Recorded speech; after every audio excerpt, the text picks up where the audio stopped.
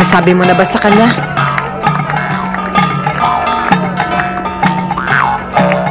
Kailan mo balak sabihin?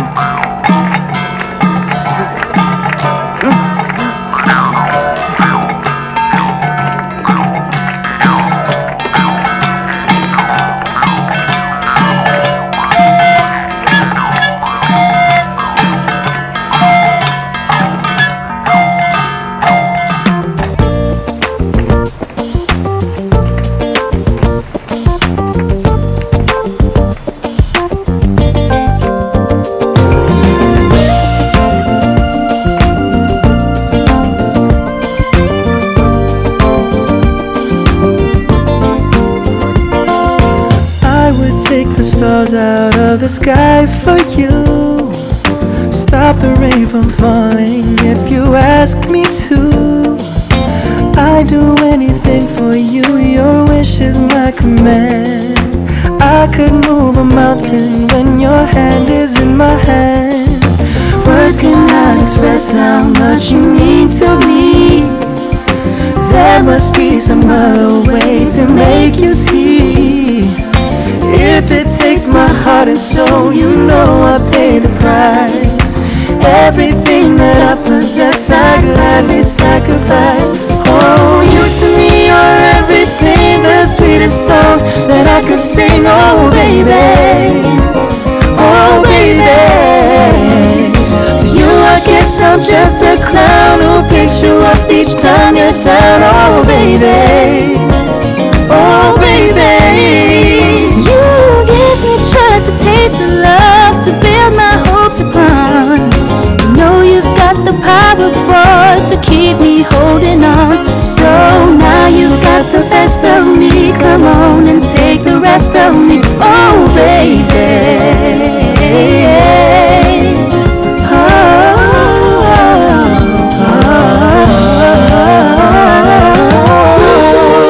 Everything, the sweetest song that I can sing. Oh, baby.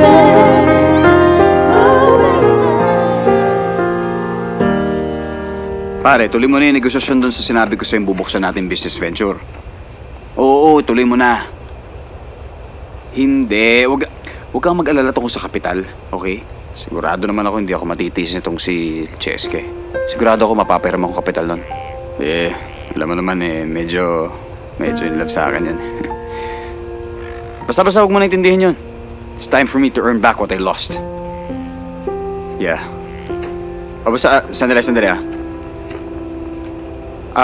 hello, tawag ka ulit, okay? May incoming ko lang ako. Okay. Hello, attorney.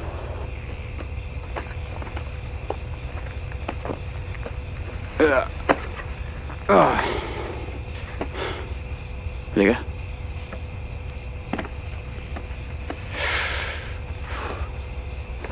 Tumawag si attorney. Anong balita? Anong balita? Ano gusto mo? Yung bad news o yung bad news? Ha? Labo mo naman. Binalita niya sa akin na tuluyan nang na-convict si Papa.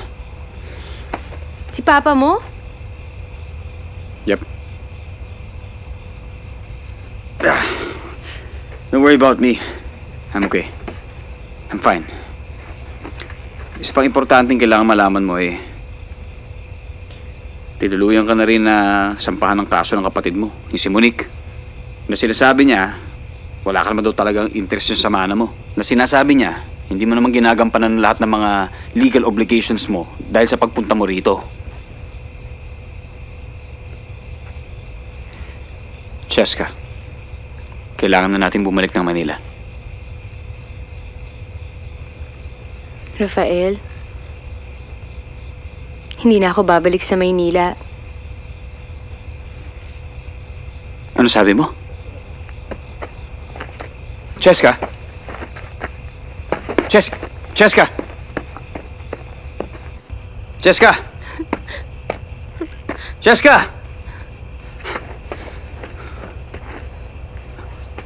Alam mo ba ang sinasabi mo? Paano na lang lahat ng ito?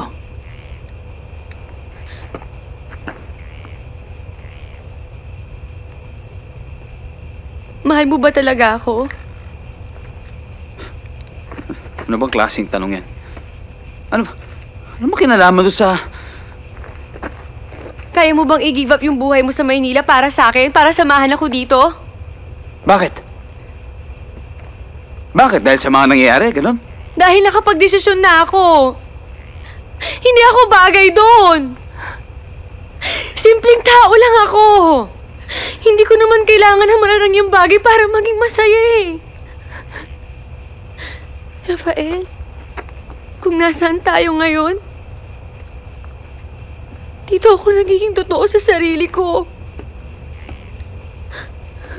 Dito. So, gano'n na lang. Ganun kasimple lang yon. Gusto mo dito? Dito? Sige, gano'n na lang. That's unfair. Cheska, nang dahil sa'yo, kaya naging maayos ang buhay ko. Bakit ngayon mo hinihingi sa akin to? Bakit? Dahil ayokong pagdudahan yung pagmamahal mo sa akin. Pinagdududahan mo ako. Bakit? Bakit? Dahil may nakukuha ako sa'yo? Ha? Baka nakakalimutan mo. Ikaw ang lumapit sa akin. Ikaw ang humingi ng tulong sa akin. Kasalanan ko ba kung maasenso ko dahil sa sarili ko abilidad? Yan ang hirap sa inyo mga taga-bundok. Ang kikitid ng utak nyo.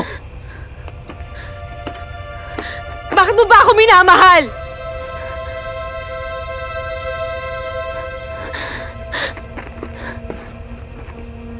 Rafael, sagutin mo nga ako. Sino bang mahal mo? Si Iska na nakilala mo noon? O si Cheska na binago mo?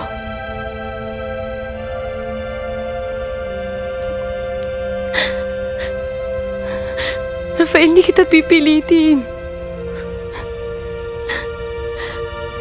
Kung pagising ko bukas, wala ka na. Alam ko na kung anong desisyon mo.